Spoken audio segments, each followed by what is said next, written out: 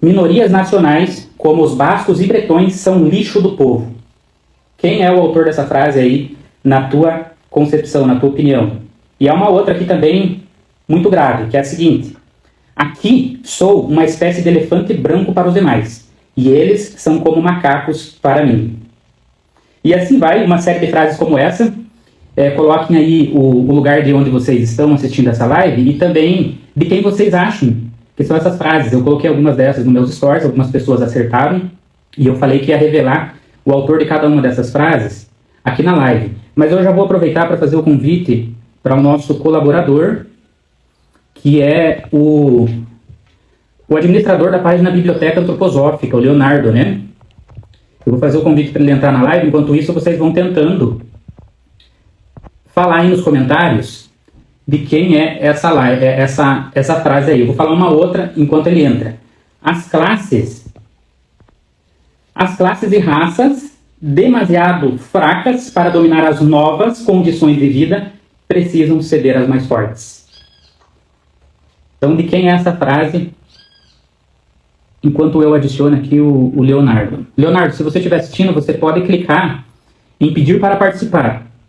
Mas caso você não consiga por aí, eu vou tentar adicionar por aqui. Biblioteca, aqui. Tá aí. Pessoal, além dessas frases que eu li, tem uma outra aqui que diz assim, ó. É agora... o Leonardo acabou de entrar. Bom, Leonardo, bem-vindo aí à nossa live. Espera aí que eu tô enrolado aqui, que tá invertido aqui o negócio. Peraí. Tudo bem, pode ficar tranquilo, pode se organizando aí. Eu vou ler mais agora que eu entendi como funciona. Não, mas entendeu rápido. Eu vou ler mais algumas frases aqui para o pessoal tentar sugerir o autor, enquanto isso a galera vai entrando aí na live, né? Eu já fiz a leitura de algumas, você deve ter acompanhado, e vou ler mais uma aqui, ó. É agora completamente evidente para mim que, como provam a formação de seu crânio e seus cabelos, Ferdinand de Lassalle descende dos negros do Egito, presumindo que sua mãe ou avó não tinha cruzado com um preto. Ora, essa união de judaísmo e germanismo com uma substância negra básica deve produzir um produto peculiar. A pertinência do camarada é também característica dos pretos. Então veja que frase complicada, né? Que frase grave, com muita coisa aqui que são delicadas. E aí, só para concluir as frases, eu vou ler mais uma aqui, enquanto isso o pessoal vai chegando na live, e depois eu vou falar a autoria de cada uma dessas frases, tá? Tem uma que diz assim, ó, a situação não difere tanto da do europeu, mas nós somos, afinal, um pouco mais complexos. De qualquer modo, o europeu possui certa medida de vontade e intenção direcionada. Então, isso está no trecho de um livro escrito em 1963. Todas essas frases aqui citadas, nenhuma é de Rudolf Steiner. E elas são de intelectuais extremamente conhecidos, virada do século XIX, do início do século XX. E é muito comum que essas frases, assim como as do Steiner, elas sejam mostradas dessa forma como eu mostrei. Pega, recorta e passa. E aí qual que é a sensação? A sensação é que aqui há um racismo, aqui há um supremacismo branco, né? E essas frases, elas estão em livros do Carl Gustav Jung, elas estão em livros do Karl Marx, elas estão no diário, em alguns diários como o do Einstein. E aí o que acontece? Muitas críticas têm sido feitas a vários intelectuais da virada do século XIX, início do século XX, por alguns termos empregados, por algumas frases, que acabam criando grandes teorias conspiracionistas sobre esses autores, né? Então, a galera aí que trabalha com Carl Gustav Jung, inclusive eu também sou adepto da teoria junguiana e atuo, né, com terapia junguiana, com muita frequência a gente tem que estar lidando com esse tipo de acusação e de crítica, né? E o mesmo acontece com outros grandes teóricos, como Nietzsche e assim por diante, né? Mas aí fica a pergunta, Steiner não tem nenhuma frase complicada? Ah, mas se os outros têm, Steiner tem, então tá tudo bem, não tem problema essas frases. Não, não é esse o objetivo. O objetivo de trazer essas frases é demonstrar o quanto que uma visão seletiva sobre um autor, sobre uma obra, pode gerar grandes problemas de interpretação e, quando isso é colocado em rede pública, nas mídias que viralizam, influencia de uma forma muito equivocada a opinião pública, né? E a nossa live, inclusive, ela nasce de uma preocupação com essa questão, de um conjunto de materiais que começaram a viralizar, e esses materiais têm feito vários apontamentos críticos e outras acusações à antroposofia, à pedagogia Waldorf, e mais recentemente, a visão ecológica da antroposofia. a biodinâmica, enfim, tudo que descende disso. E aí, por isso que a gente teve a ideia de fazer essa live, para esclarecer alguns pontos e também olhar com muita sinceridade, tá, em meio a todas essas críticas. O que é acusação? Vamos colocar aqui. O que é crítica? Razoável? Vamos colocar aqui. O que são observações que possibilitam um aperfeiçoamento? Que possibilitam um aperfeiçoamento de instituições, que possibilitam um aperfeiçoamento de interações pessoais. Então, nós estamos com um olhar aqui que não é proselitista, nós estamos aqui como cientistas tentando reconhecer o que é distorção, reconhecer o que é verdade e fazer as devidas separações, né? E, inclusive, dar voz a problemas reais que existem, porque quando a gente dá voz a problemas reais, eles começam a ser olhados com mais atenção e a chance é que haja mais condições deles serem resolvidos, né? Mas antes da gente seguir adiante, eu vou pedir para o Leonardo se apresentar aí e, na sequência, eu também me apresento, que eu ainda não fiz isso, né? Então, Leonardo, obrigado aí pela parceria e fique à vontade para se apresentar. Então, eu sou o Leonardo Maia, né? O pessoal me conhece aí da Biblioteca Virtual da Antroposofia, né? E eu estudo antroposofia, assim, tem bastante tempo mesmo. Eu conheço a antroposofia já tem quase 30 anos, e eu estudo, assim, efetivamente, assim, como foco total, digamos, que eu estudo, é o que eu faço da vida, já tem uns 15 anos que eu faço isso. É o que eu faço da vida, né? Estudar antroposofia, trabalhar com antroposofia, pesquisar antroposofia. E o Juliano me convidou, né, para participar aqui, para a gente integrar esse caminho. Não só o Juliano, né, mas tem bastante gente entrou em contato por conta desses ataques e que a antroposofia vem sofrendo, as críticas, né? E a gente não pode fechar os olhos para nada, né? Nem para as críticas, nem para os ataques, para nenhum aspecto, né? E a gente resolveu juntar aqui, né, para a gente tentar esclarecer alguns pontos, né, pensar sobre outro, trazer outras questões para se pensar, né? E antes mesmo até de repassar, né, agora da apresentação, eu queria colocar aqui rapidamente que o que a gente vai trazer aqui sobre as questões, a gente preparou 3 tópicos principais, mas dentro desses tópicos a gente não fechou uma defesa sobre algum aspecto ou tentar convencer as pessoas de alguma coisa aqui. A gente está tentando esclarecer as coisas, né? E ser honesto acima de tudo. Então, o que eu peço para quem estiver assistindo, né, a live, é que tenha essa abertura de coração, de querer entender as coisas realmente e entender o que a gente está tentando também colocar aqui, seja para questionar, para defender, seja para em qualquer aspecto que a gente vai estar citando aqui, que tenha essa abertura de ouvir para poder tirar as próprias conclusões a partir do próprio pensamento, né? A gente não quer convencer as pessoas do que a gente acha, obviamente, né? Apesar de, obviamente, cada um tem uma opinião, né? Mas, acima de tudo, a gente ter essa direção de buscar a verdade, né? Acima de tudo, e o que realmente permeia a antroposofia, o que permeia essas críticas, essas dores, né, que a gente está percebendo e tudo isso, tá? Então, muito obrigado pela participação de todo mundo e vou passar para o Juliano de novo. Beleza, obrigado aí pela tua fala inicial, Leonardo. Eu vou falar rapidamente aqui que eu tenho uma ligação com a antroposofia por intermédio da corrente Rosa Cruz, a qual eu me filio num primeiro momento, conheço a antroposofia lá dentro, e aí eu começo a estudar em 2014, mais ou menos, pedagogia Waldorf e antroposofia, né? E aí, desde então, venho estudando, atuo com o professor Waldorf, tenho uma formação acadêmica na área de História e também Educação, sou mestre em Educação e doutor em Cognição, Aprendizagem e Desenvolvimento Humano, e tenho uma formação na área das Ciências Mentais também, relacionado bastante à terapia, né? Principalmente à abordagem analítica aí do Carl Gustav Jung. Dito isso, pessoal, da onde surgiu a live? Primeiro eu vou dar boas-vindas aqui para algumas pessoas que estão se manifestando ali, né? Bom dia e bem-vinda a Abel, o prof. Rodrigo, terapêutica, a Carla Dias, Robert Moinho, bem-vindo, Alexandre Garcia, bem-vindo, Rafa, bem-vinda, Jaque, bem-vinda, Simone, Van, Maria, Fábio, enfim, tem várias pessoas que estão aqui presentes conosco, sejam bem-vindos a todos, a Janu, Gaia, enfim, tem um comentário aqui que alguém escreveu, que eu já vou fazer a leitura, e inclusive deixem os seus comentários, que a ideia é que a gente tenha essa interação e que todo mundo consiga se colocar aí, e eventualmente a gente pode abrir até um outro espaço participativo e coletivo, né? Mas no primeiro momento a gente teve a ideia aí da live. Bom dia, Angélica. Teve um comentário bem importante ali, o Leonardo, se você encontrar antes de mim, bom dia, Jardim Setênio, se você encontrar antes de mim, você pode ler, por favor? Eu vou falar a origem da live, enquanto isso o Leonardo dá uma procurada, se ele acha o comentário, que era um comentário até um pouco extenso, só que ele acabou... eu tô com ele aqui. Existe uma moça que foi mãe em uma escola e ela tem um canal de TikTok e a missão da vida dela é falar mal da antroposofia, da pedagogia Waldorf e tal, motivada por uma experiência ruim. Esse é um dos tópicos que a gente vai tratar aqui mesmo na live, sobre essa questão das experiências ruins e fazer uma abordagem bem consciente dessa questão, porque esse é um aspecto dos principais. Foi a Marina, tá, que fez a colocação, e essa colocação, Marina, é bem relevante e verdadeira, tá?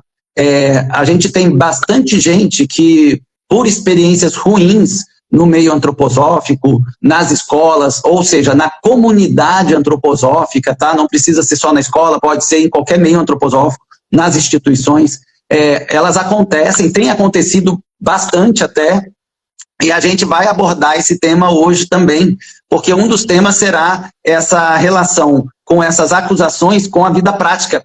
Por que elas estão acontecendo? E realmente, essa moça, ela que está fazendo essas lives, né, não é só ela, tá? Eu recebi alguns vídeos de alguns influenciadores, tá? Não foi só uma pessoa. Essa viralizou bastante, é o que chegou mais para mim.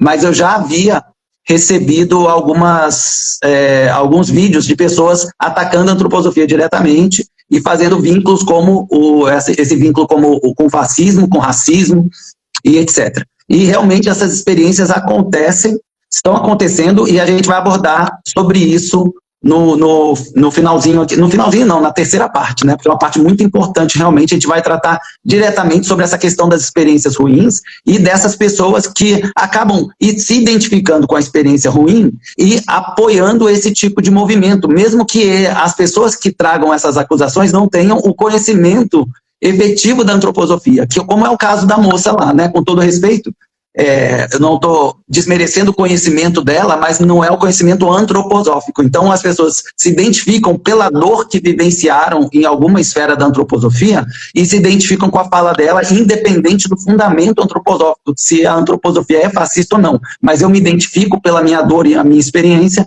e aí eu apoio esse tipo de movimento. Então, isso acontece. Então, a gente vai tratar isso também, tá? E cabe falar que todas essas questões que vêm chegando, para mim chegou muita questão no privado aí, são legítimas, são questões sérias, são questões reais que precisam ser resolvidas, são questões que precisam ser tratadas, não dá para fechar o olho para isso. A grande questão é até que ponto essas questões, que são questões práticas, elas são fatos que comprovam que a antroposofia é fascista na prática. Porque uma das linhas de argumentação é a seguinte: tem ataque teórico, ataque histórico e ataque prático. Daí, uma das linhas de argumentação é a seguinte: ok, na teoria a gente já entendeu, na história a gente já entendeu, mas não dá para ignorar a prática. Olha quanto fato aqui que demonstra que a antroposofia, a pedagogia Waldorf é fascista. Então, apesar de serem legítimos, todos esses fatos devem ser verificados e por trás deles tem muita dor real. Ao mesmo tempo, eu acho que há uma necessidade muito grande da gente separar as coisas, ou seja, fatos complicados, delicados, que precisam ser resolvidos, e a ligação desses fatos com uma tese. E isso está acontecendo de uma forma instrumental. A gente não pode utilizar a dor das pessoas para instrumentalizar discurso de desinformação.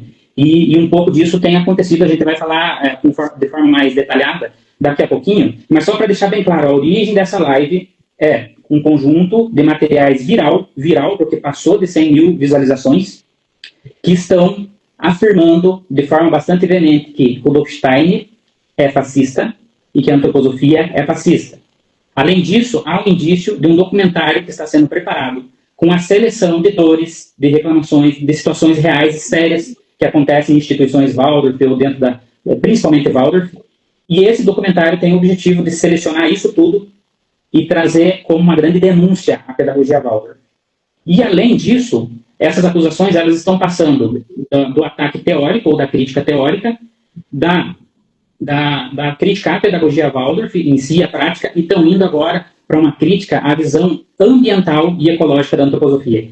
Então, o último material que saiu, inclusive, faz uma espécie de insinuação ali que a visão ecológica, ambiental da pedagogia Waldorf, melhor dizendo, da antroposofia, é ecofascista. Isso não chega a ser afirmado de forma tão veemente, porque teve uma reação, eu gravei vários vídeos, o Leonardo também se colocou, e agora parece que há um cuidado maior nessa vinculação. Mas dentro do contexto geral, a estética do material, ela tenta trazer esse tipo de de impressão, de como se tivesse ali uma relação entre a visão ambiental da antroposofia e ecofascismo. Isso é muito sério, porque a antroposofia ela tem grandes saídas para os problemas ambientais, que várias outras correntes ecológicas estão tentando há muito tempo e ainda não conseguem resolver algumas questões. E a antroposofia ela pode dar um passo a mais nesse sentido. Ela não dá conta de tudo, mas a visão ecológica da antroposofia pode contribuir muito para algumas questões que envolvem problemas ambientais e catástrofes climáticas, né?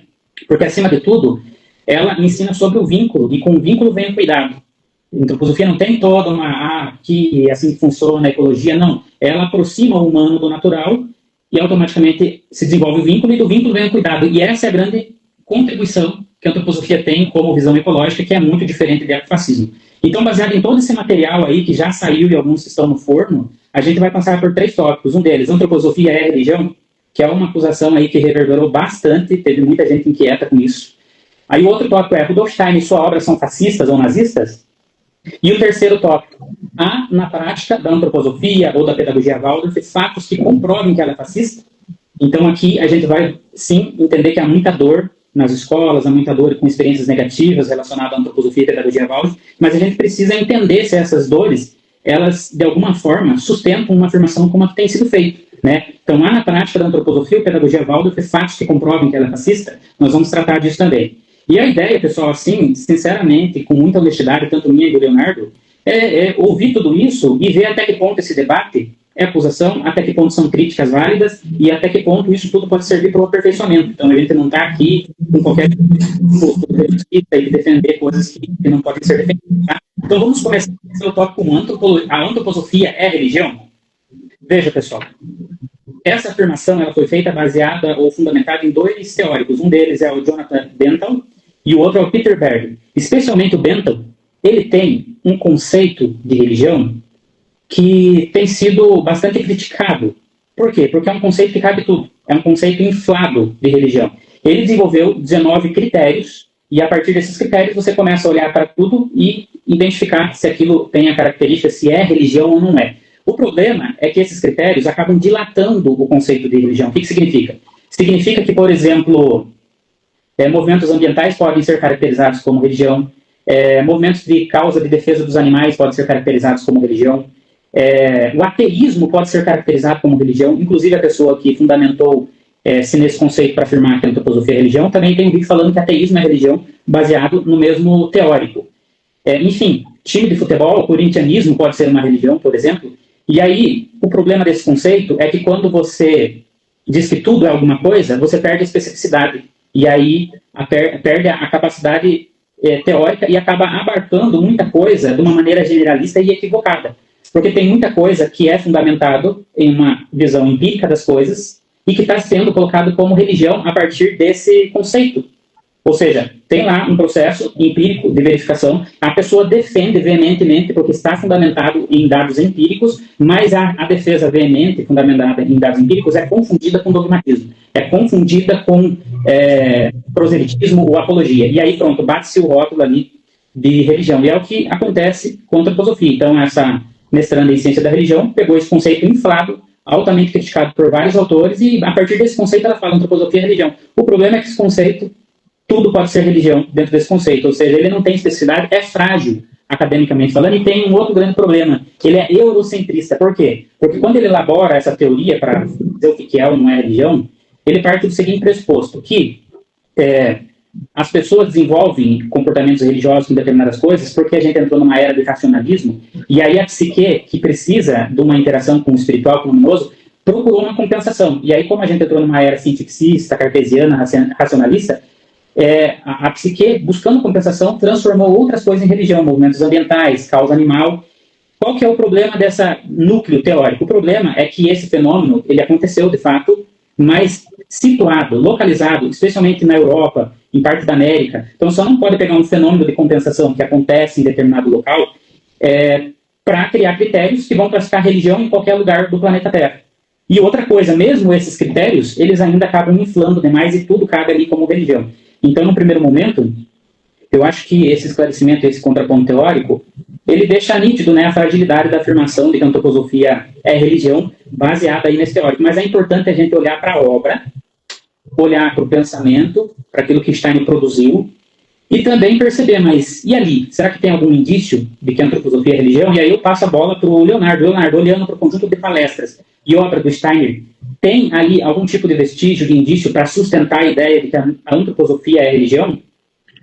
Bom, nesse ponto da religião, eu acho que um ponto que pega muito forte as pessoas, né, para esse vínculo, um deles, né, os temas que são abordados, porque a antroposofia integra o princípio da religião como caminho de desenvolvimento evolutivo do ser humano, então ela estimula e dá a devida importância, uma grande importância, inclusive, dessa relação da religião com a evolução humana, né? E outro ponto que é muito importante também, que cria essa imagem também, é porque a gente está falando de espírito, né? A gente está falando da ciência espiritual, então a gente está elevando o princípio materialista a uma perspectiva de outras esferas superiores, né? E nesse aspecto, muita gente acaba criando essa relação de que integrou o campo da espiritualidade, se tornou religião. Então, esse eu acho que até é o aspecto que colocaria mais próximo da religião, e em certo sentido original de religião,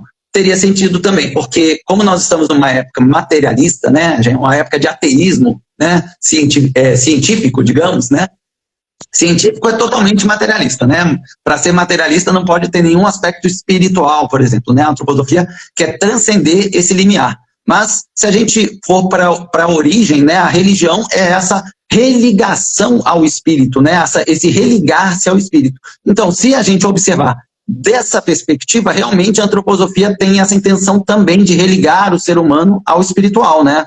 Quem estuda antroposofia sabe que nós estamos numa época que a gente desceu dessa esfera original, né, espiritual, estamos mergulhados aqui na esfera do mundo, da conexão exclusiva com os princípios sensoriais do mundo, que gera a ciência natural. Então, essa prisão, entre aspas, do ser humano atual com o mundo sensorial, cria um tempo materialista e de ateísmo. E aí a antroposofia vem para fazer uma reconexão, uma religação com o espiritual. Então, se a gente observar, eu acho que esse ponto principal, ele vai acabar dando essa imagem de religião. E aí a gente entra, quando você cria essa imagem de religião, porque conectou o espírito, porque fala de mundos espirituais, de entidades, né? O Steiner fala de tudo que é tipo de entidade, gente. Ele fala do zoroastrismo, fala do budismo, fala das hierarquias espirituais, do esoterismo cristão, de Cristo, de luciferiano. Então ele fala de vários aspectos de forças espirituais e as pessoas tendem, quando você adentra a esfera espiritual, a vincular a religião. E esse acho que é o ponto que acaba vinculando mais esse princípio da religião. Porém, a antroposofia, ela indica a liberdade do ser humano, a liberdade religiosa, dele se conectar à sua própria forma com essa esfera superior.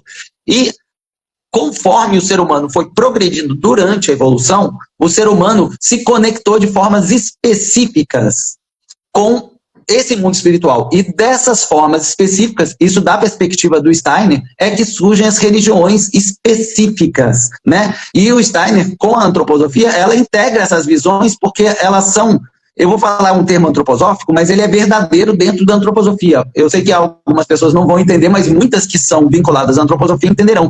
Elas são inspirações arcangélicas, ou seja, de grupos específicos, não de toda a humanidade em comum. E daí surgem os princípios religiosos. E, originalmente, todas elas são baseadas na verdade.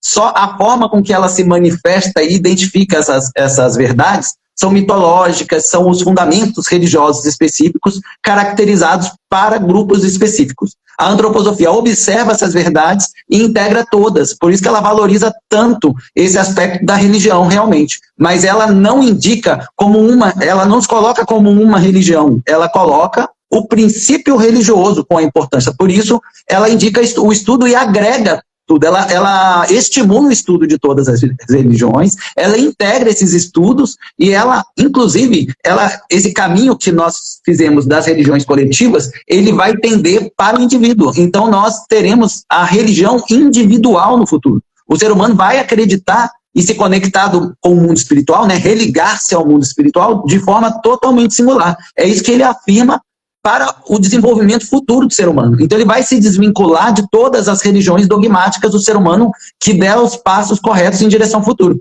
Tá? Então, como esse era um tema que ia entrar, né, o Juliano tinha me falado, ele tinha me solicitado que eu falasse alguma coisa relacionada a isso. Então, eu separei um trechinho bem rápido aqui sobre a libertação das religiões. Porque como é uma religião e eles indicam a libertação das religiões, né? Seria um paradoxo, né? A gente vai falar de alguns paradoxos aqui para estimular justamente o pensamento, né? Uma segunda característica fundamental da sexta época cultural, que é a próxima, né? A próxima etapa de desenvolvimento humana, será que tudo que hoje chamamos de fruto da crença dependerá num grau muito mais elevado do que acontece hoje da individualidade única.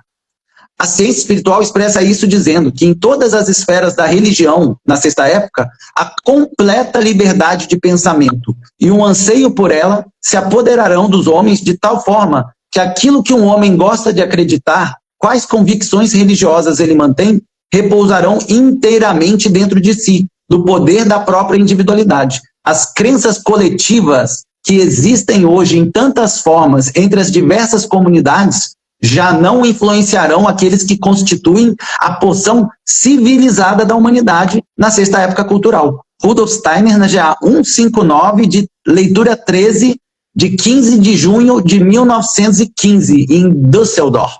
Acho que é assim que fala, Düsseldorf. Tá? Então, é assim, a progressão da evolução humana, a gente tem, esse é um ponto que gera muita confusão, tá? E eu indico muito para todos de coração, que é um caminho que me ajudou muito. É entender a evolução humana, que não é fácil, mas é um caminho que vai esclarecer muita coisa. O ser humano vem de um todo comum, como humano, cresce para o aspecto, cresce entre aspas, né? Porque na verdade ele contrai para os grupos específicos, para os povos, raças, nações, tribos, e depois ele culmina em si mesmo. E é esse que é o caminho de desenvolvimento evolutivo segundo a antroposofia. Então, as crenças coletivas, elas vão se dissolver no ser humano que caminhar para o futuro, para a individualidade e liberdade, ou seja, para o Espírito Santo do esoterismo cristão, ou para humanas da teosofia, ou para a identidade espiritual da antroposofia. Então, essa religião vai depender no futuro do eu. Totalmente, como eu me conecto ao mundo espiritual vai depender de mim, e não de um dogma exterior. E a antroposofia também, ela não é um dogma, é um caminho de conhecimento que você vai reconhecer isso, porque é isso que ela afirma. Como que ela pode ser uma religião que aceita as outras religiões e as integra? Sim, sim. Porque a religião, geralmente, você tem que acreditar naquilo e reprimir os outros caminhos de conhecimento espirituais, né? E a antroposofia não indica o contrário, que você tem que reconhecer as verdades e achar o próprio caminho dentro delas, inclusive na antroposofia. Tá? Sim. É bem complexo isso tudo, né? Até é difícil de tentar trazer de uma maneira sucinta, mas de uma maneira talvez compreensível.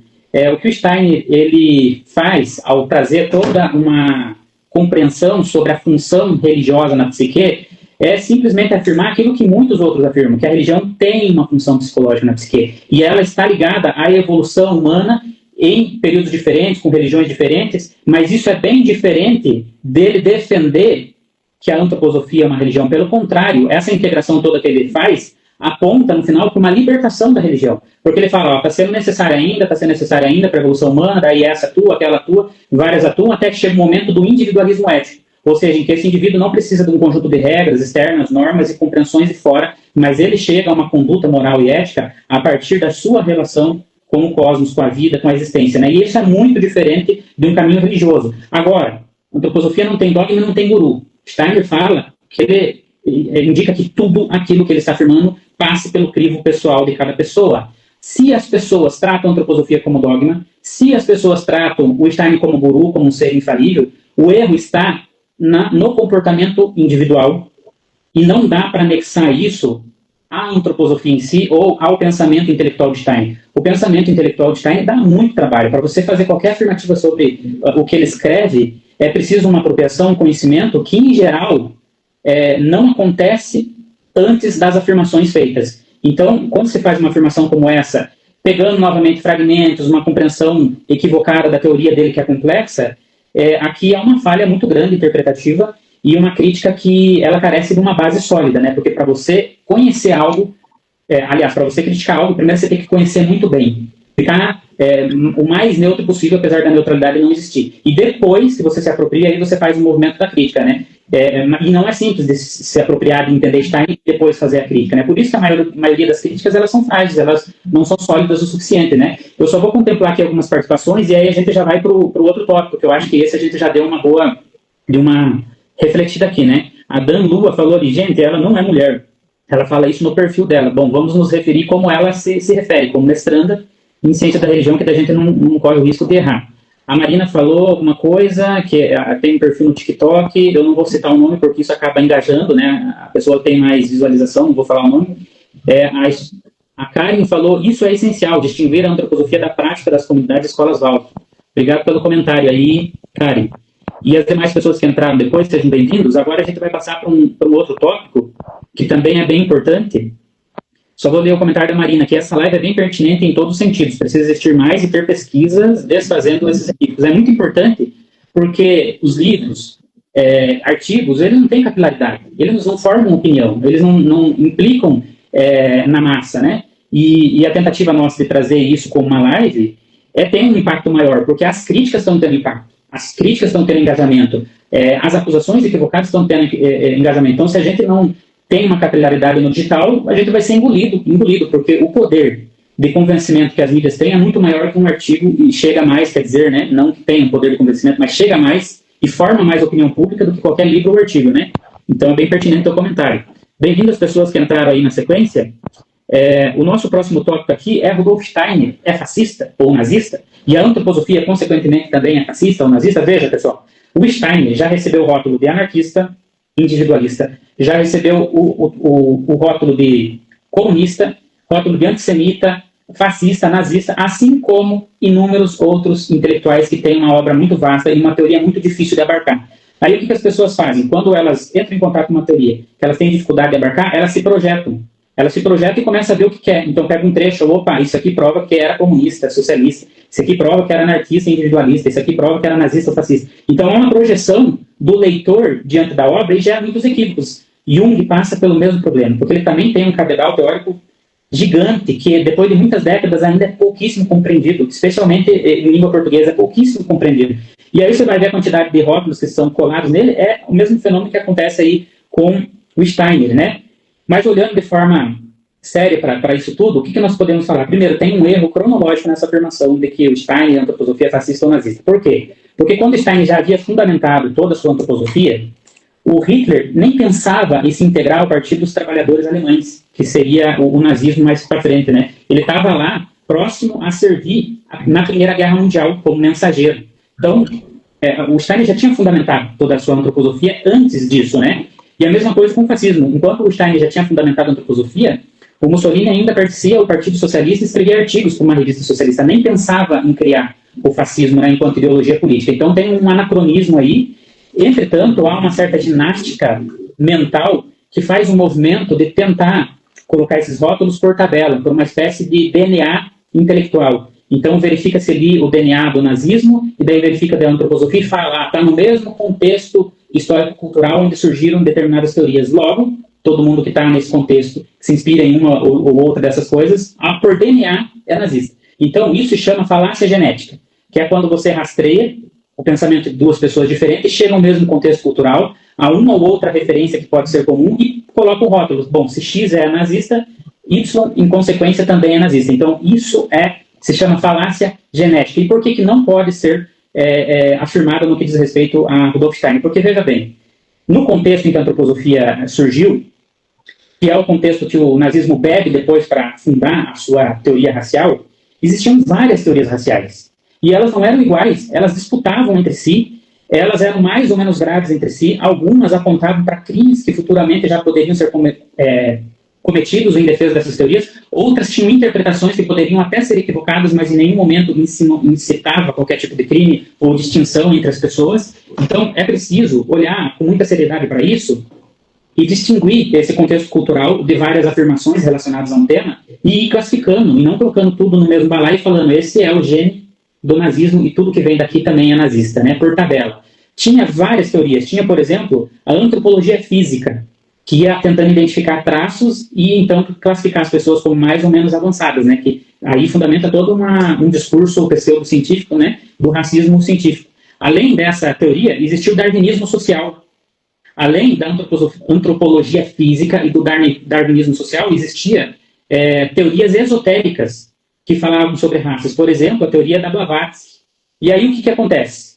O Steiner, ele está nesse ambiente cultural todo, ele dialoga com muitas coisas que têm a ver com isso, ele reconhece algumas verdades na teoria da Blavatsky, mas ele pega essa teoria que ele já conhecia de outras experiências pessoais, ele refina alguns equívocos, ele aperfeiçoa, e quando ele usa raça, que é um termo equivocado, é um termo que não faz mais sentido que se use, mas que todo mundo usava naquela época, muitas vezes com um significado diferente do que tem hoje. O Steiner, quando ele utilizava raça, o Marx utilizava raça, o Jung utilizava raça, Nietzsche utilizava raça. E quando o Steiner utilizava raça, não era no sentido biológico, étnico que tem hoje.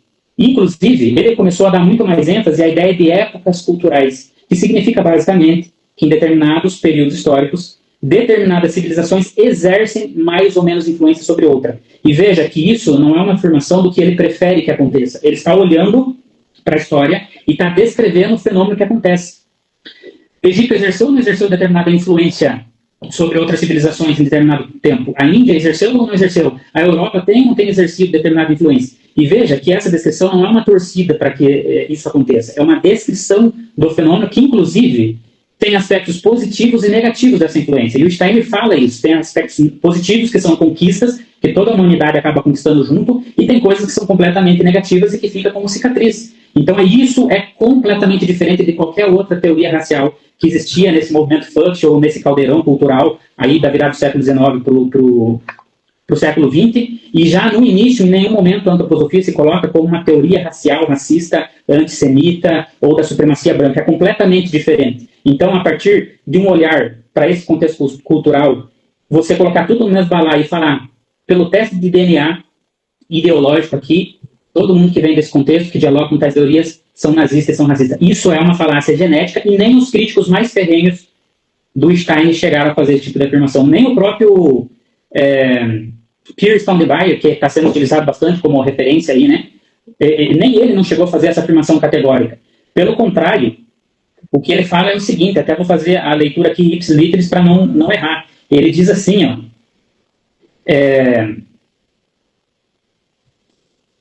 Pierre Staudenmayer resume a situação dizendo que Steiner compartilhou algumas categorias raciais do século XIX, mas rejeitou aspectos centrais do pensamento Fudge, como nacionalismo biológico, antissemitismo, supremacia baseada exclusivamente no sangue. Por isso, os historiadores evitam classificá-lo como pensamento Fudge.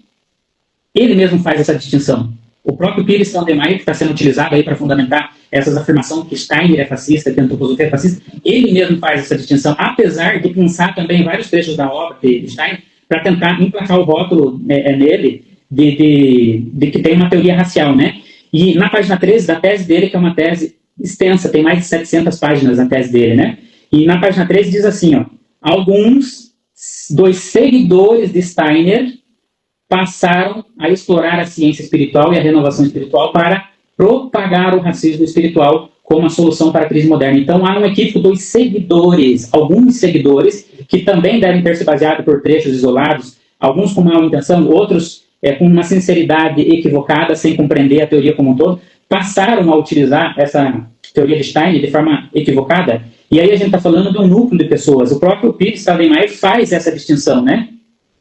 E na sequência, tem um outro trecho dele que também é muito esclarecedor. Aliás, é de um outro crítico bem ferrenho do Steiner, que diz assim, ó, o Zander, ele diz assim, ó, nos seus escritos do período teosófico, Steiner utilizou o esquema das raças raiz, originalmente desenvolvido por Blavatsky, reinterpretando-o segundo sua própria investigação espiritual. E aí, na reinterpretação de Steiner, raça não tem a ver com a ideia étnico-biológica como é empregada hoje o significado. Tem uma outra concepção muito mais complexa, muito mais difícil de entender e que não cabe esse tipo de afirmação que tem sido feita, né? Então, a gente pode afirmar com toda certeza que o argumento que Steiner é nazista por tabela histórica é um equívoco. Dizer que Steiner desenvolveu suas ideias no mesmo contexto intelectual em que também surgiram teorias raciais que mais tarde influenciaram o nazismo, logo a sua obra também tem o mesmo DNA do nazismo, isso é um equívoco. É um exemplo clássico daquilo que eu havia dito, de falácia genética. A falácia genética, ela consiste em julgar uma ideia exclusivamente por seu contexto histórico, social ou biográfico, em vez de analisá-la por seu conteúdo integral, não por trechos, e desenvolvimento. É lógico que o contexto histórico é relevante, e ele ajuda a explicar como certas ideias surgiram, só que o erro está em transformar o contexto histórico em prova de identidade ideológica ou equivalência. Tá? E aí o que acontece? A antroposofia, há muito tempo, tem sido alvo desse tipo de acusação, e por esse motivo, a própria Sociedade Antroposófica, mais especificamente a Sociedade Antroposófica Alemã, encomendou uma análise jurídica imparcial das obras de Steiner. E o que foi feito? Foi analisado 89 mil páginas. Equipes analisaram 89 mil páginas de Steiner. E o que eles chegaram? A 245 citações relevantes. Desta, a Sociedade Antroposófica Alemã, depois que eles entregaram o laudo jurídico da análise da obra de Steiner, concluiu que 16 poderiam ser consideradas discriminatórias pelos padrões jurídicos atuais, exemplo, o uso do termo raça. Outras 67 exigem contextualização.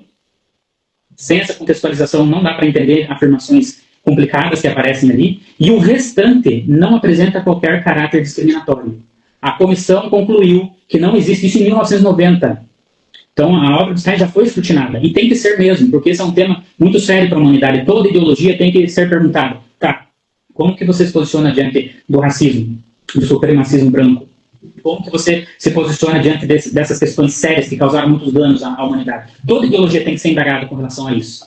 E a antroposofia foi uma das mais escrutinadas. Veja, a Sociedade Antroposófica fez uma análise, encomendou uma análise imparcial das obras de Steiner.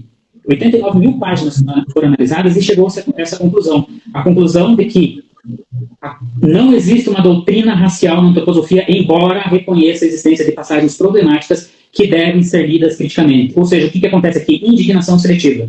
Por que não se faz o mesmo movimento com outras obras tão escrutinadas? Ou até fazem, mas não de maneira tão previamente já acusatória e com rótulos, né? Então é uma indignação seletiva, sim. E aqui tem uma questão bem importante, que é o fato de que esses trechos poucos problemáticos ali estarem sendo distorcidos pelos críticos e terem sido mal interpretados por alguns antroposofistas que fizeram mau uso dessa compreensão também, como acontece em todas as instituições. Todas as instituições e ideologias foram distorcidas no contexto do nazismo. Teve protestantes que se associaram ao nazismo, teve católicos, teve várias correntes filosóficas que são completamente opostas a isso e que membros interpretam mal a obra, o pensamento intelectual dos seus próprios referenciais, acabam se associando de uma maneira equivocada. E aí a gente vai misturar indivíduo com instituição por conta disso? Isso é um equívoco muito grande. E aí eu paro para pensar o seguinte: se tudo aquilo que a gente fala, tudo aquilo que a gente escreve, especialmente agora que está tudo registrado com o meio digital, fosse analisado daqui 100 anos, será que encontrariam mais de 16 passagens discriminatórias nas nossas manifestações? E eu acredito que encontraria muito mais para a ética de daqui 100 anos. Então é um pente fino, extremamente rigoroso e mal intencionado que você faz. As pessoas que fazem esse tipo de acusação e que cravam um rótulo, você pegar tudo que você falou, tudo que você escreveu, tudo que você disse, o que você gravou, e daqui 100 anos analisar quantos trechos problemáticos, discriminatórios vai ter, né? Então é importante fazer essa contextualização e dar às coisas o peso que elas têm. Tem passagens complicadas, tem passagens discriminatórias, mas a gente precisa olhar para o todo da obra, entender como isso se coloca no todo da obra e não, a partir de pensar determinadas questões, fazer generalizações irresponsáveis e absurdas, né? Isso tudo que eu falei é uma compreensão histórica dessa afirmação e traz alguns dados aí de movimentos prévios que já foram feitos em defesa dessa questão, mas é importante a gente olhar para a obra do Steiner, para as palestras e verificar, né? E aí eu pergunto para o Leonardo, olhando diretamente para as palestras e livro do Steiner, o que você pode afirmar, ou melhor, o que você pode falar sobre a afirmação que Steiner e sua obra têm o mesmo DNA racista do nazismo? Bom, qualquer pessoa que estudar realmente a antroposofia sabe que isso é totalmente falso, porque toda a fundamentação da antroposofia caminha na direção da superação das correntes étnico-raciais. O Steiner afirma com todas as letras que se você tem qualquer sentimento de supremacia por sua raça ou qualquer outro aspecto vinculado à etnia, nacionalidade, ele considera um impulso de magia negra. Ipsiliteris, no que ele fala. Outro ponto é que o caminho de desenvolvimento do ser humano, ele exige integrar todos os povos, todas as raças que fazem parte da humanidade como um todo. E qualquer pessoa que estude sabe que esse amor universal é uma exigência de caminho de desenvolvimento. Ele não só coloca como indicação, ele fala que se você não conseguir integrar esse sentimento universal em si, para todos os povos, não, ele vai até além dos povos, tá, gente? Para toda manifestação. Mas os povos é um passo que você tem que alcançar para alcançar, digamos, para quem estuda antroposofia, para você alcançar a esfera dos arqueus ou a esfera de Vênus, digamos, tá? Mas na esfera de Mercúrio, que se diz, né, a gente tem que integrar o amor a todos os povos, a todos os seres humanos, e indistintamente. E aí, isso aí é uma exigência do desenvolvimento evolutivo. Ele vai além, né? Se você não conseguir fazer isso, você vai atrasar no processo de evolução e aí seria a segunda queda do ser humano. Então, se você estuda antroposofia, essa é como se fosse o caminho que se coloca objetivamente para o desenvolvimento evolutivo humano. Então, dessa perspectiva, ele já quebra totalmente essa relação com o nazismo que prega realmente a supremacia da raça branca e que é superior a outra, que o negro é inferior, e etc, etc, etc. Esse ponto, ele já pode ser um ponto que a gente tem que observar, né? Que é assim que a antroposofia indica, e qualquer pessoa pode verificar isso ou estudar. Se você perguntar para qualquer pessoa que estuda, ela vai reconhecer isso. Então, aí nesse ponto, né, a gente vai ver um paradoxo, né? Que é como que essas acusações surgem se toda a obra caminha para o lado oposto. Tem alguma coisa paradoxal, porque se ele é fascista, se ele é racista, se ele é todas essas características, como que sua obra caminha para a direção oposta? Então a gente pode pensar, ele tinha algum problema. Mas será que realmente ele tinha um problema, ou será que nós estamos interpretando, não estamos conseguindo compreender o que está sendo dito? Eu, pelo meu estudo, gente, eu tenho bastante tempo, né, como eu citei, eu tenho bastante tempo e eu me dedico exclusivamente ao estudo da antroposofia, tá? É só isso que eu faço. Eu posso afirmar, particularmente, né, da minha experiência, né, porque realmente não é o tempo, que não é uma carteirada, né, eu tenho tanto tempo, eu posso afirmar, é verdade. Não, da minha experiência no caminho de desenvolvimento, de estudo, de pesquisa, eu afirmo que não tem nada, e cada vez que eu aprendo mais um pouquinho, eu reconheço que é impossível ele ser fascista, racista ou nazista. E muita gente se incomoda por eu afirmar isso, inclusive, tá? Que eu afirmo que ele não era racista. Então, eu olho que as pessoas, às vezes, têm uma dificuldade de certos temas, né? Porque a gente falou das raças como períodos de tempo, né? Porque, por exemplo, na antroposofia a gente fala de encarnações planetárias, grandes eras e épocas culturais. Na teosofia a gente fala de rondas, raças e sub-raças, né? E pode gerar uma pequena confusão, mas também dentro desse caminho, desses períodos de tempo, existe o desenvolvimento das raças que são as que nós reconhecemos como vermelha, amarela, negra, malaia e branca, né? E realmente tem um caminho de desenvolvimento vinculado nessa observação da evolução. E isso é real, existe dentro da antroposofia, só que as pessoas não estudam como ela é desenvolvida, essa teoria. Ele pega-se o trecho e interpreta-se como que eu concebo que seria a observação do mundo a partir do meu ponto de vista e julgo aquele aspecto. Por exemplo, um dos aspectos que a gente vai se tornar mais difícil de compreender, mas que pode ser superado de forma... se a gente se abrir, na verdade, para isso, né? Tiver um pouquinho de... busca honesta pela verdade, né? Não querer afirmar o que eu quero que seja afirmado, né? Como a própria moça falou, né? Alguns vão dizer que eu quero que eu diga que ele não é fascista, né? Então, se a gente quiser realmente buscar a verdade por trás disso tudo, se você fizer uma observação no elemento da individualidade, como indica a antroposofia, se você olhar para o indivíduo, se você olhar para muitos indivíduos brancos, você pode julgar que eles são mais avançados que os negros, observando a alma individual deles. Honestamente. E é essa que é a observação que Steiner fala. Você não julga ninguém pela raça. Ele afirma, aliás, que o ser humano encarna em uma raça, em um povo, depois vai em outra raça, em outro povo, depois ele encarna como homem, como mulher, que não tem relação. O eu espiritual, ele se integra ao mundo em todas as suas manifestações, em todos os povos, nos gêneros e etc. Isso é uma lei do desenvolvimento evolutivo segundo a antroposofia. Então, inclusive ele fala, se eu não gosto de algo, eu vou tender a nascer naquilo, para aprender a ver daquele ponto, para aprender vivenciando aquela experiência. Então, se você odeia o negro, você encarnaria como negro. Se você é israelense e odeia o povo palestino, você encarnaria no povo palestino. Ele afirma isso literalmente também. E o nosso próprio desenvolvimento exige essa integração. Essa é o trabalho da esfera de Mercúrio, que é chamado, né? Mercúrio não é à toa ligado à cura, né? É a cura das relações. Então, você aprende a reconhecer o amor a todos os povos. Esse trabalho evolutivo, nós ainda estamos engatinhando, gente, porque esse é o trabalho evolutivo do arcanjo, que é duas hierarquias acima do ser humano.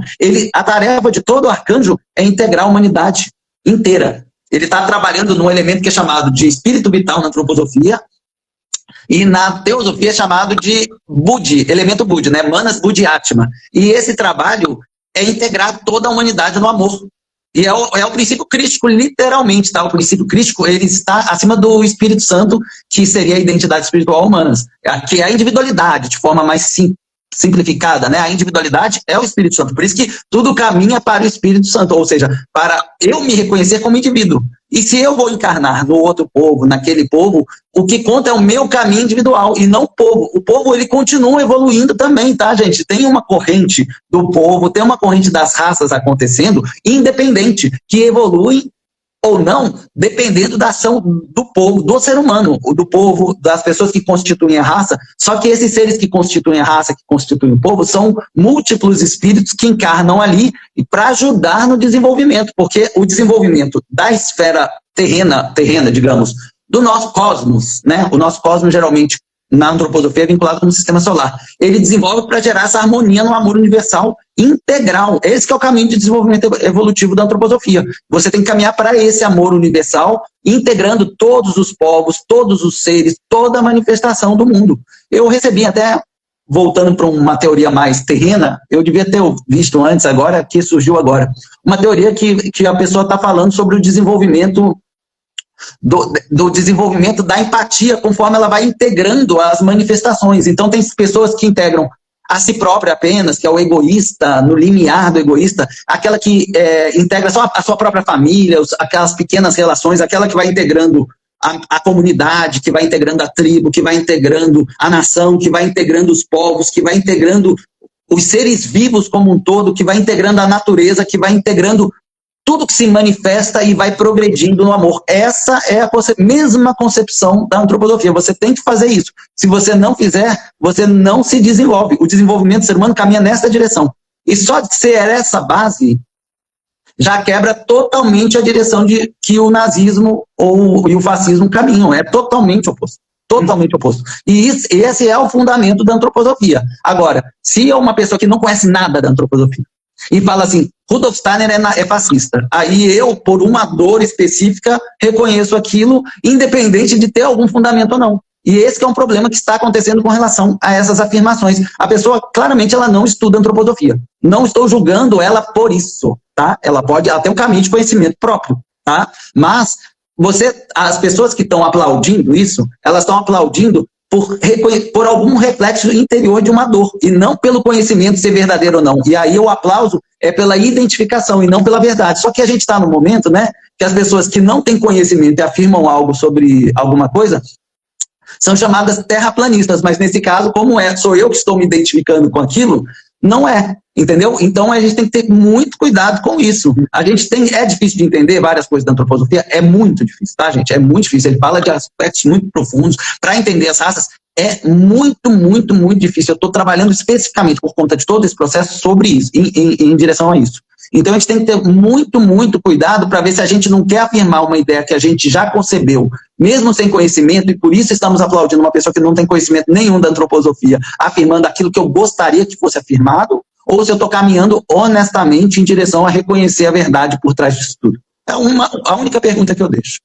Ótimo, Leonardo. Então, veja, pessoal, conforme o Leonardo vai falando da obra de Stein da maneira mais clara possível, apesar da dificuldade que é falar, né, da complexidade que envolve a obra de Stein quanto a tudo, inclusive quanto a isso, Mas a gente pode perceber que, olhando para as palestras, para os livros, afirmar que Steiner tem trecho discriminatório em determinado momento pode até ser legítimo. Agora, afirmar que ele é fascista e nazista, isso é um absurdo total e falta de compromisso com o rigor acadêmico. O que a gente vê quando a gente olha? A gente vê, por exemplo, que ainda com 20 anos, o Steiner se manifestou publicamente, se incomodou quando um filósofo estava tendo discursos antissemitas, isso bem antes de todo esse caldo cultural aí que envolve a questão do nazismo, a ascensão e a perseguição aos judeus. Ele se colocou publicamente contra esse filósofo. Além disso, quando ele tinha 40 anos, ele se juntou a uma associação para a defesa contra o antissemitismo.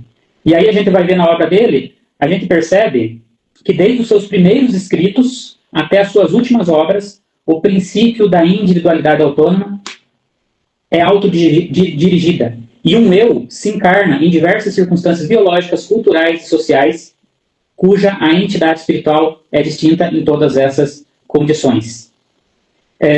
E qualquer um que fale hoje sobre esse assunto está ignorando, fazendo uma visão seletiva sobre determinadas coisas que existem em contextualização e outras que são críticas mesmo, ignorando um monte de outras, ignorando todas essas que o Leonardo falou, ignorando, por exemplo, que em 1917 Steiner deu uma palestra, em determinado momento ele fala o seguinte: qualquer um que hoje fale dos ideais de raça e nação e da unidade tribal está falando de impulsos que fazem parte da decadência da humanidade. Isso em 1917, tá? Então, pessoal, eu acho que com isso a gente atende um pouco a discussão que envolve essa afirmação, né, de que Steiner é fascista, que a antroposofia é fascista ou nazista, né, como se quer. Só um minutinho, o Leonardo. Não, é só para complementar um trechinho, que você trouxe um trechinho, eu vou falar um trechinho aqui, que eu achei interessante, que eu separei, que eu já conhecia, mas eu deixei esse trecho porque vai diretamente a esse aspecto. Tem um trecho da GA 121, que é conhecido como a missão da alma dos povos, né, na leitura 4, que ele fala assim: esta é simplesmente uma lei universal. Uma vez que todos os homens, em suas diferentes encarnações, passam pelas várias raças, a afirmação que o europeu é superior às raças negra e amarela não tem validade. Ips literis.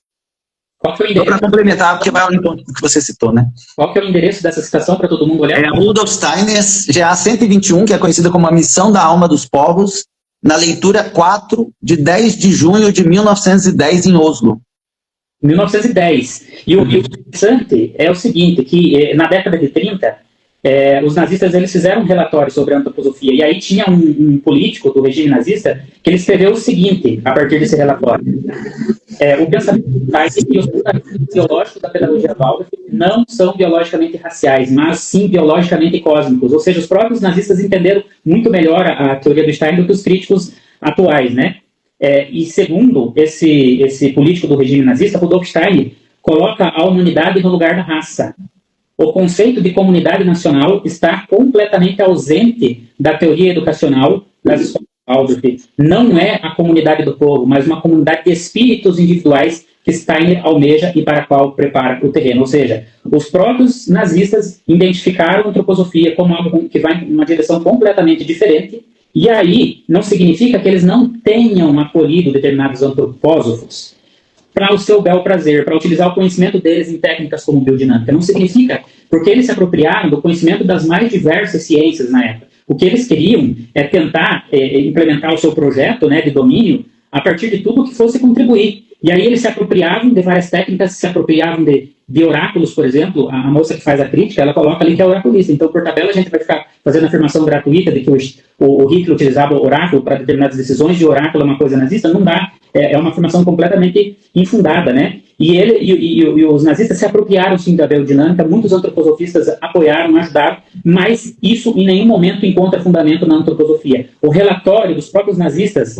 Aliás, antes do nazismo surgir, os ideólogos do nazismo já estavam fazendo crítica à ideia de trimembração social do Steiner. O Hitler, numa palestra que deu em 1920 ou 1919, ele faz, apesar dele não ter conhecido, a gente não tem provas que ele conheceu, mas ele faz comentários pejorativos sobre a trimembração social. Ele faz comentários pejorativos a Rudolf Steiner antes mesmo de chegar ao poder. Em 1921, ele escreveu um artigo numa revista alemã fazendo duras críticas ao intelectual Rudolf Steiner. Então não dá para afirmar com rigor científico de que a antroposofia em determinado momento era concorrente ideológica porque defende coisas parecidas, e aí o nazismo percebeu isso e como ele não queria concorrente ideológico, ele começou a perseguir.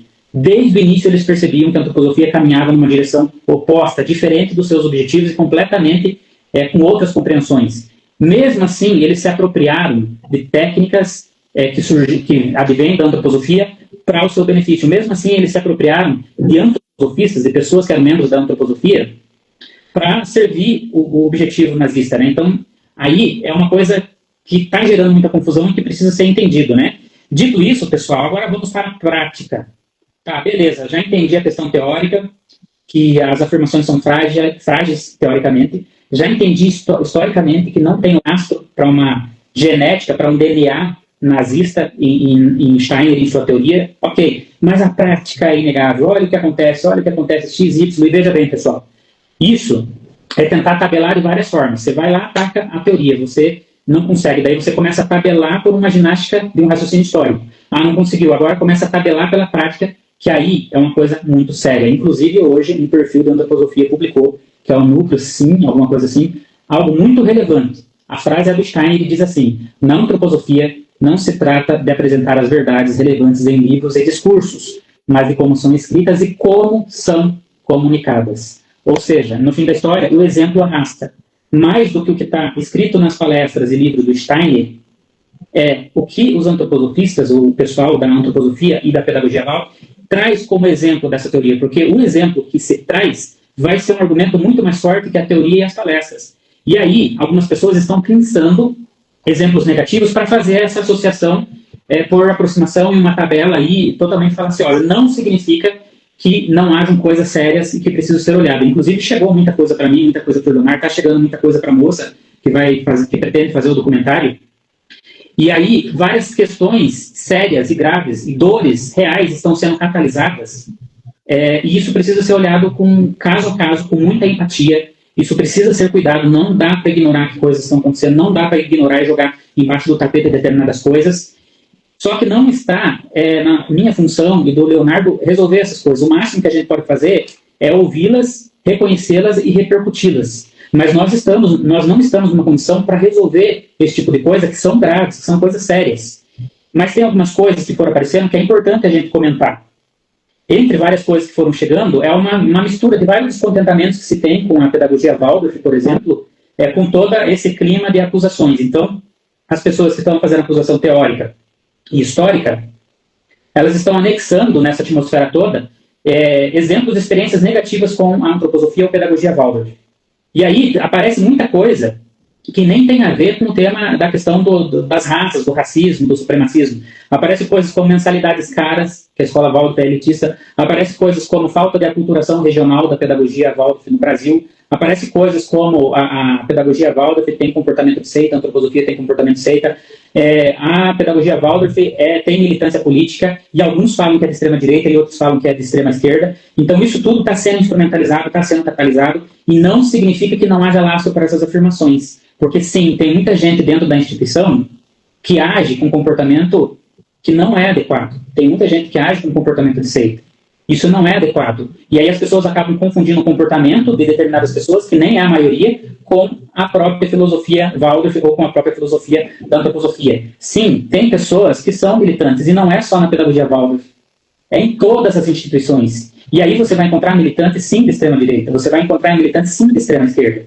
E aí o que acontece? Você pegar esses casos, catalisar todos esses discursos e começar a anexar numa atmosfera mais grave de acusações, é uma tentativa de cravar determinados rótulos por exemplos práticos, reais, que acontecem mesmo, e isso é desonesto. Isso é completamente desonesto e tem finalidades aí que eu não arrisco dizer quais são, mas com certeza não é o compromisso com a seriedade, com a honestidade, com a verdade, né? Eu vou deixar o Leonardo comentar algumas dessas coisas, e a gente não vai dar conta de nem comentar todas as coisas aqui que eu elenquei, e nem muito menos resolver, mas nós estamos à disposição e aberto para receber qualquer tipo de aflição, manifestação, dar voz para isso, porque quanto mais a gente torna público, mais essas questões internas podem ser resolvidas e menos a gente deixa munição para discursos desinformativos e mal intencionados, né? Então a gente está completamente aberto para ouvir as dores aí reais que envolvem esses temas, né? Mas pensando mais especificamente sobre esses relatos, experiências de pessoas que passam por uma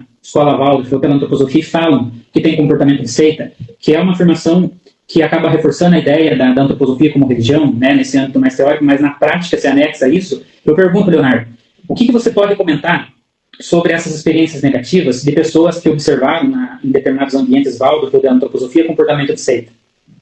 Olha, isso é mais comum do que parece, tá? Do que a gente... Porque, teoricamente, o Steiner, ele indica um pensamento autônomo, né? Então, sempre que eu estou dando um curso ou uma palestra, ou conduzido grupo de estudo, eu falo para as pessoas, gente, eu vou falar aqui, mas o que vocês têm que fazer é ter uma observação atenta no próprio pensamento, para criar uma reflexão sobre o que está sendo dito, para se tentar alcançar uma concepção ou compreensão, né, do que está sendo dito, de ganhar consciência daquilo. Eu tenho ciência de algo, então eu ganho consciência, né?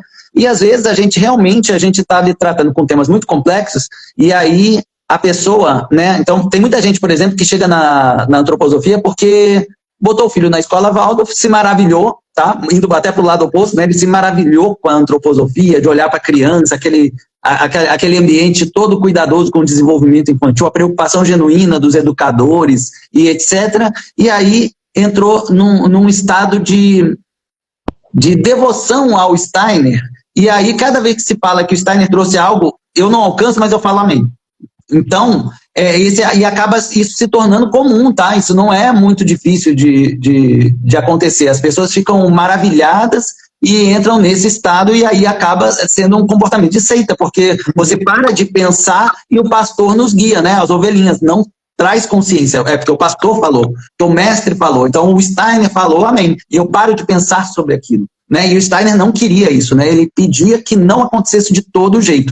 E realmente, por conta da dificuldade de se alcançar o que está sendo dito, que é o problema que culmina em tudo isso que a gente está falando, porque realmente é muito difícil a antroposofia, muitas pessoas se comportam dessa forma de seita. Então, isso não é incomum. Aliás, é muito comum. Então, a gente tem que realmente, é um caminho de desenvolvimento que vai ter que ser progressivamente alcançado, né? Passo a passo. Então, isso acontece muito. E esse caminho, né, desse sentimento... quase que acaba sendo um dogma, né, uma religião dogmática, né, porque eu sigo o que o mestre falou, aí agrega essa dificuldade das pessoas de integrarem o conhecimento que a ciência antroposófica traz para a vida realmente. Então, como ele segue, é como se fosse aquele evangélico que apoia tortura e morte e quer ter arma porque os pastores falaram que tem que ter, que Cristo mataria esses comunistas todos e todos esses absurdos porque o pastor falou. Então as pessoas têm que ter todo esse cuidado, né? E aí elas acabam agindo contra o que é dito, né? Dos princípios críticos, por exemplo, num contexto desse de pastores, né? E isso pode acontecer também na antroposofia. A pessoa estuda, segue a pé da risca, mas não criou aquela compreensão interior do que foi trazido, e aí na hora de lidar com a realidade dentro desse meio antroposófico, acabam atuando de forma dogmática, extremamente dogmática. E muita gente está vivenciando isso, encontrando esse dogmatismo dentro das escolas, dentro das instituições. Eu encontrei esse dogmatismo, eu sofri muito com esse dogmatismo no passado, reconheço ele até hoje, né? É um aspecto bem complicado da antroposofia, pela dificuldade de se compreender o que é a antroposofia. Mas aí a gente gera essa diferenciação, que a antroposofia, ela é uma coisa, indica algo, e o como os indivíduos e as instituições estão atuando naquela direção. Então, este princípio do dogmatismo e da rigidez, ele existe dentro das escolas, dentro das instituições, dentro da forma com que é pregada a antroposofia, pregada nesse caso, né? Porque é quase uma pregação. E aí traz essa imagem de rigidez que a gente está percebendo, e muita gente percebe até mesmo dentro das escolas. Esse é um ponto, né? Outro ponto é, por exemplo, pode falar, Angelina. Um acréscimo aqui, e qualquer pessoa que tem esse tipo de comportamento, seja na pedagogia Waldorf, seja na medicina, não entendeu nem a tese de doutorado do Steiner, que a filosofia da liberdade é uma atualização da tese de doutorado dele. Então, é muito sério, e sim, acontecia na época dele já, de pessoas fazerem isso. Aconteceu recentemente de um grupo lá se infiltrar na antroposofia e tentar fundar uma escola Waldorf com um viés ali de extrema-direita. Tem partido de extrema-direita que tenta se apropriar depois da antroposofia para se fundamentar. No Brasil tem movimentos assim, que acontecem, infelizmente, também, e não é algo exclusivo da antroposofia.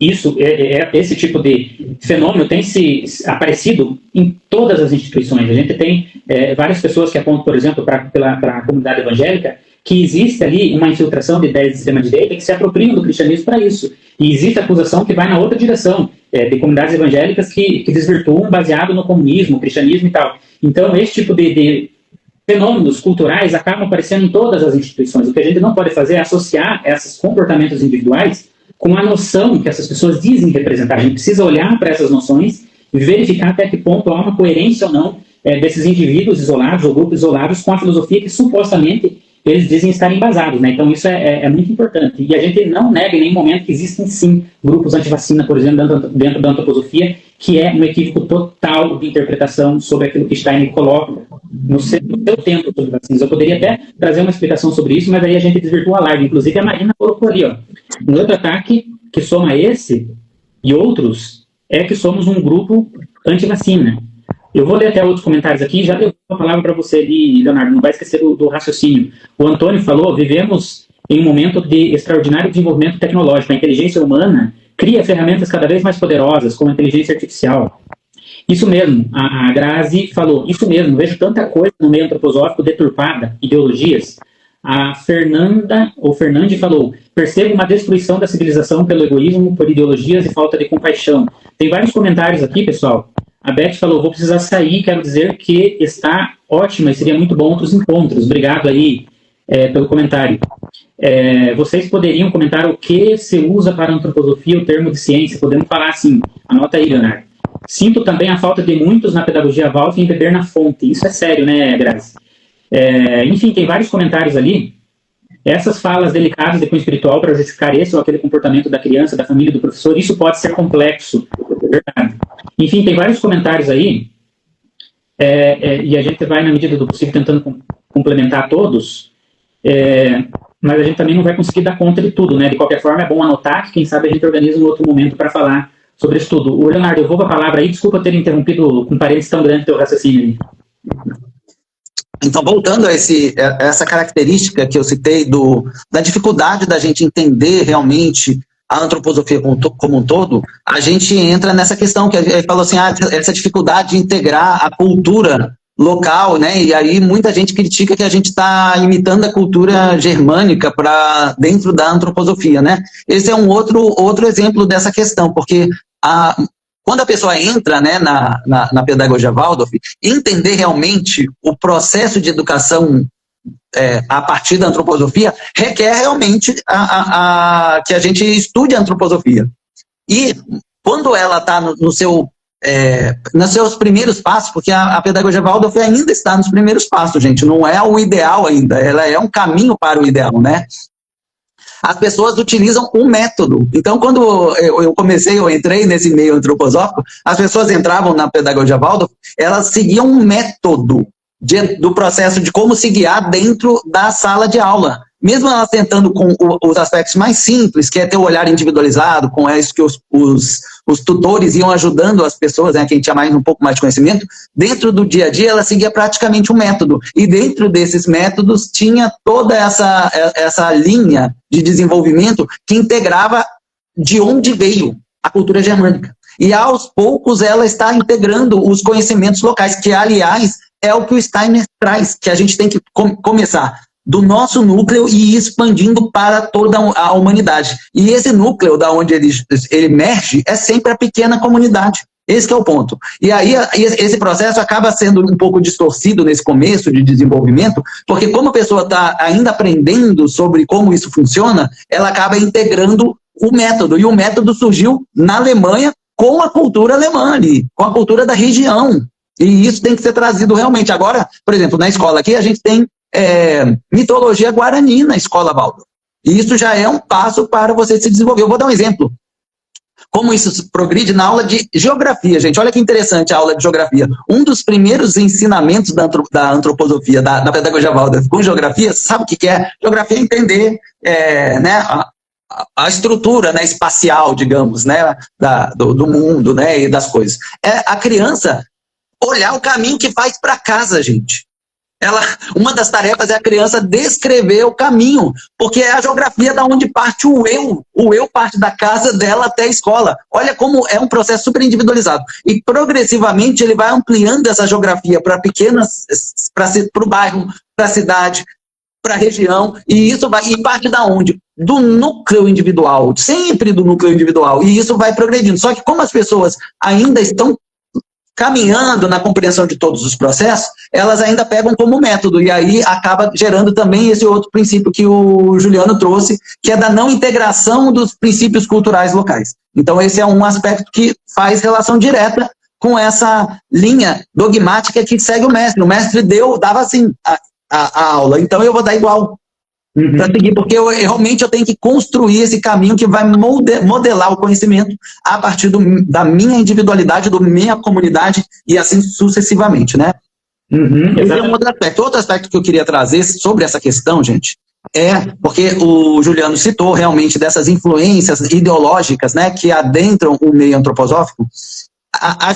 Nós somos seres sociais, isso é o que o Steiner afirma, né? Nós somos seres sociais, nós nos desenvolvemos no meio social, gente. Toda a nossa construção como indivíduos vem das experiências do mundo social, e o Steiner descreve isso de uma forma extremamente profunda, como é construído o elemento da individualidade, que é esse elemento tão especial que chama identidade espiritual na antroposofia, manas na teosofia e Espírito Santo no esoterismo cristão. Ele explica como surge esse elemento virginal e como ele começa a ser construído. E ele depende totalmente, ele é construído nas experiências culturais e sociais. Então, o que acontece? Quando aconteceu essa polarização política, gente,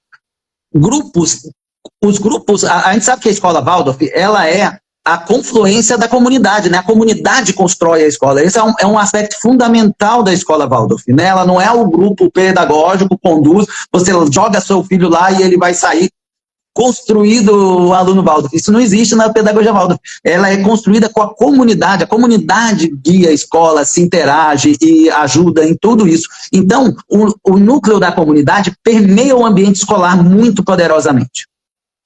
Quando aconteceu a polarização política, essa influência cultural que estava permeando as consciências individuais formaram os núcleos das escolas, o núcleo comunitário da escola. Então, essa influência cultural, quando somou-se os grupos dentro da comunidade, começou a gerar essas características mais de extrema direita, ou de direita, ou progressista, dependendo de como é formado o núcleo comunitário da escola. E quando uma pessoa que está fora desse prisma adentra aquilo ali, ela pode ser totalmente deslocada. E quando, por exemplo, você está no núcleo numa comunidade escolar que é permeada por grupos de extrema direita, por exemplo, quando você tem uma ideia progressista, você vai ser discriminado. Isso é certo de acontecer. E acontece, porque a gente tem um contexto da escola Waldorf que realmente ela pega um nicho social de classe média para classe alta. A gente tem exceções, mas são exceções.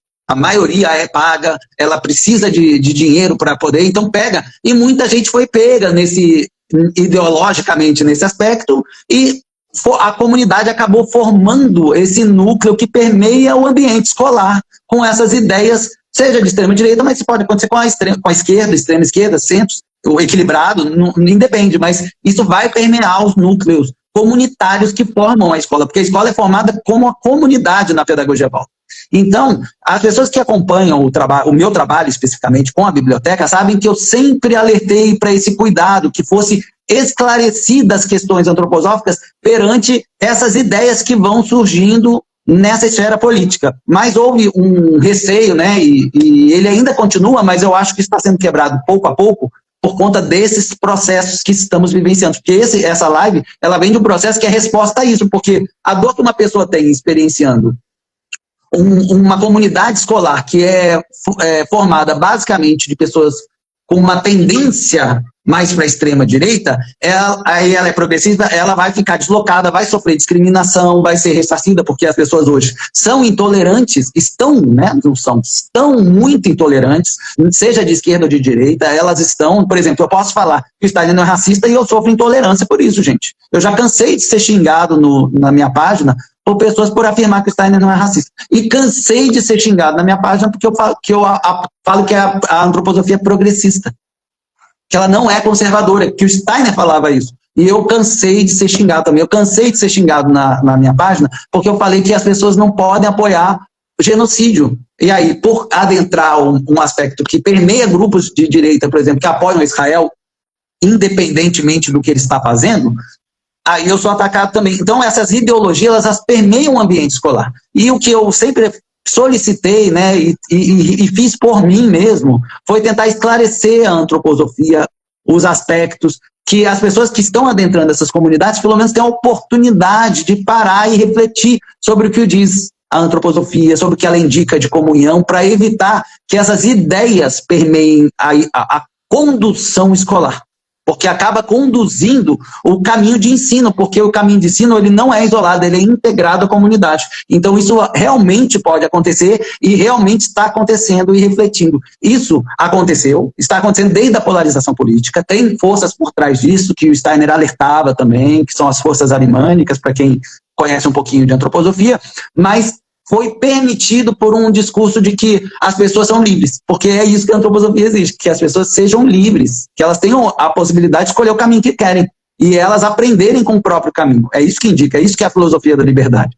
Porém, o papel de quem conduz o caminho, que permeia ali a condução do desenvolvimento antroposófico, deveria esclarecer o que a antroposofia traz para as pessoas, através da reflexão, afirmarem os seus próprios caminhos. E ela abriu mão disso por conta da polarização política. E aí, esse reflexo dessas acusações, com base na vivência prática do mundo, as pessoas viverem esses preconceitos, essa cultura de extrema-direita ou de esquerda, que seja militante, que eles acusam que a escola é comunista, também tem muita acusação que a escola é comunista, permeia o ambiente, elas sofrem com isso, e isso acontece na vida prática. Aí o que acontece? Agora está despertando a consciência, porque isso é a causa, é o sintoma de algo que estava errado. Então, gerou um desequilíbrio para um lado, e aí o outro lado manifesta uma causa, né, um sintoma, para tentar chegar-se a um equilíbrio. E é isso que a gente tem que ser capaz de fazer. Eu sei que é um desafio, que a gente está numa intolerância e falta de abertura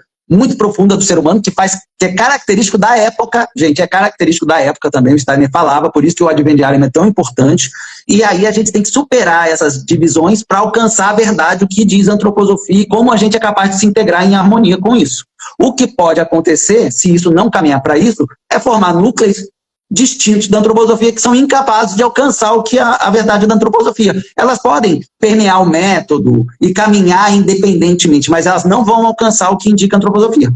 Essa é uma realidade, tá, gente? Independente, não, sem julgar o que isso formaria aqui, e do outro lado que formaria com essas pedagogias Waldorf distintas ou antroposofias distintas. A verdade da antroposofia, ela não tem essa possibilidade de não integrar a fraternidade todo o grupo. Então, é um problema que pode acontecer e está acontecendo, na verdade. A gente tem movimentos que querem separar da pedagogia Waldorf e criar uma pedagogia steineriana. Eu não sei se as pessoas já ouviram falar sobre isso, mas tem um movimento que quer fazer isso, se separar da pedagogia Waldorf e criar uma pedagogia steineriana. Ou seja, é uma pedagogia Waldorf com outra direção, outra compreensão. Mas a verdade é uma só, o Steiner alertava, né? A Blavatsky falava também, né? A verdade é uma só, a gente tem que ser capaz de se abrir no coração e tentar alcançar o caminho da verdade, né? É fácil? Não, a gente está vendo, né? A gente está vivenciando, né? Mas essa que seria o caminho correto, né? E dentro disso, a gente tem essas manifestações, né? Pontuais, né? Particulares, e que não são poucas, são muitas, e com certeza tem um fundamento. E no íntimo de todos os grupos, eu acredito que existe uma moralidade ali que está tentando ser alcançada. Talvez não compreendida, mas alcançada. Então a gente tem que ter esse cuidado, e como eu e o Juliano estamos aqui tentando fazer, de forma muito germinal, de forma muito dentro das nossas possibilidades, compreensões particulares, caminhar em direção à compreensão e dar um passo para ver se a gente consegue superar isso, né? Então a gente está aqui para isso. Pode falar, já falei demais, né? Quase que o Juliano dormiu ali já. Eu estou acompanhando o raciocínio e eu acrescento o seguinte, Leonardo, que essas bolhas culturais que entram dentro de todas as instituições, de acordo com o que está acontecendo na conjuntura, na época, né? Elas podem, sim, gerar um processo de fragmentação e um processo de cisão muito grave dentro dessas instituições, uma vez que, se essas instituições não colocarem de forma muito clara o que elas são. Então, cada pessoa pode ter, sim, a sua orientação política, talvez até diferente da antroposofia, mas no âmbito individual. Agora, levar isso para o âmbito institucional e confundir o seu posicionamento com o posicionamento institucional, isso acaba criando bolhas de distorções dentro das instituições que são muito graves, e é preciso colocar uma referência. Ó, isso aqui é a pedagogia Waldorf, isso aqui é a antroposofia. A antroposofia tem uma teoria política própria. A antroposofia já colocou há muito tempo a sua ideia de experimentação social e que não está em nenhum momento se associando ao comunismo ou se associando ao liberalismo. Ela tem uma forma de compreender em que ela percebe algumas determinadas coisas positivas de uma ou de outra, mas ela propõe a sua própria proposta ideológica, né? E uma vez que essas bolhas culturais acabam se filtrando, ganham espaço, é lógico que as pessoas vão confundir essas bolhas com a própria antroposofia, com as próprias instituições antroposóficas. Então é necessário olhar para essa questão para que se evite cisões. E aí vão surgindo vários movimentos de cisão que é para tentar corrigir coisas que eventualmente tenham avançado demais, né? É a mesma coisa que, por exemplo, nós chegarmos aqui nessa live com um discurso completamente proselitista, que é pegando só exemplo de coisas boas que as pessoas façam com a pedagogia Waldorf, que tem muito exemplo de mãe que está sofrendo com a criança, que não se adapta na escola, que não consegue desenvolver, que não vai para frente, que está num caos emocional, aí coloca na Waldorf as coisas se equilibram, começa a se desenvolver e tudo fica bem. A gente não pode pegar só exemplos assim e falar, ó, isso aqui é a realidade da pedagogia Waldorf. Tem o contraste, né? Ou então a gente pegar só experiências como a Associação Comunitária Monte Azul e falar, olha, oferece pedagogia Waldorf, ou inspirada na pedagogia Waldorf, oficinas para cerca de 4 mil beneficiados diretos. E ficar falando só disso. Não, a realidade é complexa, ela é contraditória, a gente precisa olhar para ela com a complexidade que ela tem e não ficar instrumentalizando nada. Nem os exemplos positivos para ignorar as coisas ruins e jogar embaixo do tapete, e nem instrumentalizar os exemplos negativos para empoderar distorções interpretativas e desinformação. Para a gente ir caminhando para o final, eu vou contemplar alguns comentários recentes que chegaram, e aí a gente já vai buscando aí a finalização da nossa conversa, né? A Marina falou ali, ó, tutores precisam arejar também. Existe uma rigidez, às vezes isso pode ser problemático. A Fê Camarelli falou, ontem eu li um artigo do Fábio Stern, orientador da Helena. Ele discute por que a antroposofia pode ser considerada religião, dependendo do conceito utilizado. É uma discussão legítima e honesta. Sim, por isso que o tema da nossa live é crítica ao ataque, porque tem coisas que é um debate legítimo. E o início da nossa live foi fazendo esse debate de forma bem acadêmica. A gente pegou o conceito do Bentham, analisou o conceito do Bentham e cruzou com outros teóricos que fazem crítica. E a partir desses teóricos, a gente pode afirmar que esse conceito dilatado, elástico de religião, que cabe tudo, ele é frágil cientificamente, né? Então a gente coloca a discussão acadêmica no lugar de discussão acadêmica. Ataques e críticas infundadas no lugar de ataques e críticas infundadas, né? A Marina falou ali, poderiam trazer essa lente da geografia na EI, não entendi muito bem. Enfim, pessoal, acho que dá para a gente ir caminhando aqui para o nosso final. Tem muitos comentários, infelizmente a gente não consegue ler todos. A Bárbara falou, e a questão do valor também é muito difícil de fazer mais barata, pois o custo de professores, matérias, materiais específicos custa alto também, materiais naturais, tudo isso encarece. Cansei de ver uma tendência de extrema esquerda na escola Waldorf. Elas podem escolher o caminho que querem sem interferir na formação das crianças, principalmente adolescentes. O professor exerce um papel muito importante. Precisamos incluir e respeitar cada ser humano. Não faz sentido utilizar a linguagem neutra, principalmente em ambientes antroposóficos. Enfim, tem vários comentários ali, e o que eu queria dizer assim é que a gente só está no começo de um movimento digital que tende a crescer, porque isso engaja, pessoal, e tudo que engaja começa a surgir gente falando. Então, se há um pioneirismo aí nesse que está vendo agora, vai ter outros influencers, outras pessoas indo na mesma direção, porque engaja, tá? E a gente tem que se colocar nessa discussão, a gente tem que se colocar no ambiente digital e fazer os devidos contrapontos. E aí, nesse sentido, percebam, sai de um ataque teórico, a antroposofia, passa por acusações históricas infundadas, aí já vai para questões complicadas da prática da pedagogia Waldorf, exemplos negativos que tem, tenta anexar isso tudo. Agora já se está se indo para atacar a visão ecológica da antroposofia, da pedagogia Waldorf, e a gente precisa reagir. Inclusive, eu estava com um projeto há muitos meses com um grande documentarista, que é o Avita Rigamonti, que traz um pouco a visão ecológica da antroposofia. E a gente decidiu adiantar esse projeto. É um projeto que fala da visão ecológica da antroposofia e que contribui para que as pessoas possam fazer o contraste com o material que está saindo, dando a entender uma espécie de ecofascismo nessa visão ecológica da antroposofia, né? E considerando isso, a gente adiantou esse projeto, porque a gente tem um episódio já completo de uma série documental. E eu queria falar para vocês o seguinte, é necessário participação coletiva de todo esse debate, porque lá no vídeo das críticas e acusações e debates, tem mais de 100 mil visualizações. Cada videozinho que vai lá é 2 mil, 9 mil curtidas. Os contrapontos que a gente faz não está tendo tanto alcance. O vídeo que eu fiz, fazendo um contraste, né, com aquilo que repercutiu e viralizou, teve acho que umas 30 ou 35 mil visualizações, enquanto o outro teve 100 mil visualizações. Um outro vídeo de contraponto que eu postei teve 400 curtidas. O outro lá está com 2 mil, quase 3 mil curtidas. Então a gente precisa de participação coletiva. Nós que somos da antroposofia, da pedagogia válvula, às vezes não temos muito essa interação. Eu mesmo é muito difícil estar exercendo essa função que eu exerço. Eu não gosto disso. A gente tem que se adaptar, aderir a determinadas coisas para que o conteúdo repercute, ele chegue, que é chato, que é ruim. Mas se a gente não entrar e seguir a regra do jogo, a gente vai ser engolido no digital e fora do digital. A gente precisa entrar nesse território e começar a se colocar. E aí eu faço um apelo para vocês. A gente vai adiantar esse projeto do documentário que apresenta a visão ecológica da antroposofia, que começou a ser atacada agora como ecofascismo. E a ecologia antroposófica, ela pode contribuir muito para a superação de desafios ambientais e de crises climáticas. Inclusive, a gente tem aí um anúncio catastrófico para o segundo semestre de 26 e primeiro semestre de 27, que é um El Niño muito forte, que acaba influenciando nessas questões climáticas ou intensificando tudo isso, né? Inclusive, aqui na cidade onde eu moro, já há toda uma organização do poder público para se precaver para algo que ainda vai acontecer com 89% de chance que seja algo que aconteceu lá em 1800, que é o evento climático catastrófico decorrente do aquecimento das águas do Pacífico. E a visão ecológica da antroposofia, ela apresenta algumas saídas que podem ser muito úteis para todo o debate ambiental que já existe. E o nosso documentário, ele é intitulado Despertando a Percepção, uma ecologia profunda para tempos de colapso planetário. E a gente está fazendo isso de forma independente, a gente não tem recurso. É tudo adaptado. A luz, para a gente filmar, é luz adaptada. A gente tem equipamentos que não são os ideais, não são os mais adequados. Apesar disso, a gente conseguiu chegar numa qualidade fantástica.